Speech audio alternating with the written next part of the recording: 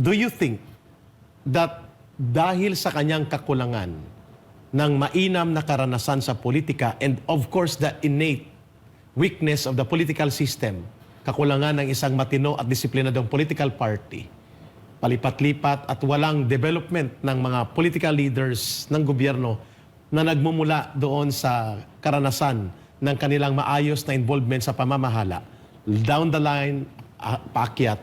Ganito ba ang nakikita nyo nangyari ngayon sa Pangulong Marcos Jr.? Especially na parang bagang ito ay naging entitlement niya na mag-recover lamang ng pangalan ng kanyang ama, but the experience and maturity of political leadership is not present all along sa kanyang pagkatao. Kaya ngayon, nahihirapan siyang gumampan ng isang tamang pamumuno bilang Pangulo, kaya napakaaga ng pagsambulat ng krisis sa kanyang pamumuno. Mamalo. Alam mo ka, Eric, I was expecting a lot from him. First, he is the son, the namesake. Second, hindi mo naman tulak kabigin na walang experience dahil nanggaling sa local government, naging gobernador, naging congressman, naging senador. Pero titingnan mo uli, paano ba niya ginampanan? Yung track record. Diba? Oo, yung track record, napakahalaga. Mahalaga yun. Tapos, yung napakaganda ang mensaheng unity. Kasi galing tayo sa masalimuot na 2016, ng 2010, 2016, no? So yung 2022, nung sinabing unity, pero siguro ang naging problema natin, nag-aspire tayo na maaayos ang politika. Sa unity kasi kailangan maayos ang politika. Exactly. Lahat yan will be derivatives of maayos na politika. Doon talaga. Pero nakita natin sino bang unang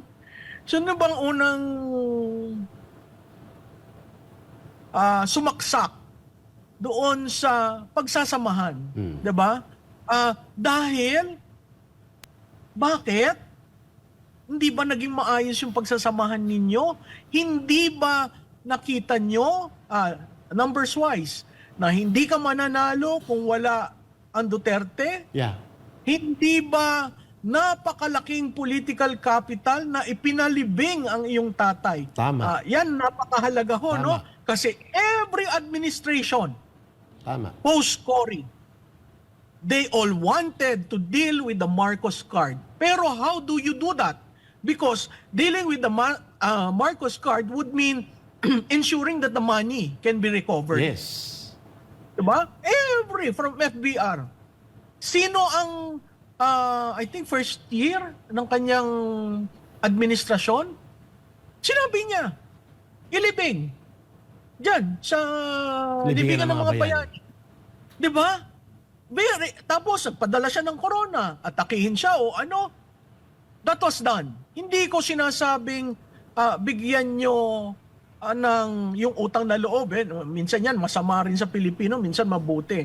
Pero sandali lang, hindi ba itinaya niya ang kanyang administrasyon para sa inyo? Exactly. Tapos napakasakit at sinabi riyan ni Pangulo, bakit nyo tinitira ang anak ko? Napakasakit. Yung salitang yun, napakasakit. Kaya sabi niya, buksan nyo ang libro nyo. Yes. Kasi ang ginagawa, sige sila ng sige ng tulak, pag nagkaroon ng pader, itigil sila. Which happened. Tingnan mo, tumigil. Diba? Tumigil sa Chacha. Diba? Tumigil yung mga yan. Matras na sila. Ngayon, bakit mahalaga ang Senado? Kasi gusto nila ang Senado magkaroon ng 3/4 sa kasama nila para madali ang Chacha. Hindi pa ho tapos ang Chacha. Tama. Naandyan pa yan. Kaya nga itong 2025, again, it's a critical period in our political history. Paano tayo boboto ng mga senador at congressman na ang background ay ganitong nangyayari sa 19th Congress, no? Correct. At nangyayari na ang 17th president natin ganong hindi nakikialam, hindi nagsasabi na sandali lang. Lumabas lang siya as a leader dun sa alliance. Never called parties. no? Never called the speaker on Ma'am. all this. Yun ang tanong ngayon ng Things. taong bayan sa inyo bilang isang social and political observer. How critical is the ongoing revelations of scandal involving the president sa previous drugs operation na napagtakpan at naimaniobra na hindi maituloy, subalit ngayon pala ay lumalabas na ang mga sirkumstansya at mga pangyayari ay dumudugtong sa katotohanan. Yun nga ang dahilan kung bakit ngayon ay nare-reveal sa Senado. Ito ba ay magti-trigger ng malawakang diskontento ng mamamayan, or is this not enough? Kailangan pa ng mas malalim na other political value na mga explosive revelations kasabay ng paglubha ng krisis sa ekonomiya upang masasabi natin na talagang aabot ang dulo ng critical period laban sa gobyernong Marcos na posibleng hindi na niya ma-handle at bababa siya sa kapangyarihan. How do you look at those correlation? Well, napakahirap yung tanong mong yan kasi ako hindi ako naniniwala sa extrajudicial, although nagkaroon ng extra-constitutional, nagkaroon na tayo sa kasaysayan natin ng ganyan. At napakahirap para dun sa Pangulong yon, si Presidente Arroyo, na to drive on that rocky road, no? Ang kagandahan nun, na-establish na yung ekonomiya eh.